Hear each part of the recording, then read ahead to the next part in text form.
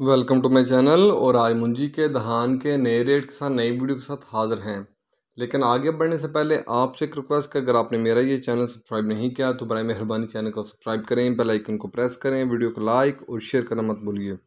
सबसे पहले बात करते हैं धान 1509 की। आज का रेट 6400 से लेकर 6680 रुपये पर मन। धान 1509 आज का रेट 6400 से लेकर 6680 रुपये पर मन। इसके बाद बात करते हैं धान सुपर कायनात की 1121 की। आज का रेट 6400 से लेकर 6680 रुपये पर मन। धान सुपर कायनात 1121 आज का रेट 6400 से लेकर 6680 रुपये पर मन।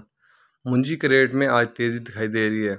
ये थे आज के मुंजी के धान के रेट्स। याद रहे कि मार्केट के अंदर दिन के औकात में भी अप एंड डाउन आता रहता है, उतार चढ़ाव आता रहता है, और मार्केट टू मार्केट भी रेट वेरी करते हैं, बदलते रहते हैं, उतार चढ़ाव आता रहता है। और जो रेट्स होते हैं वो माल के ऊपर डिपेंड कर रहे होते हैं।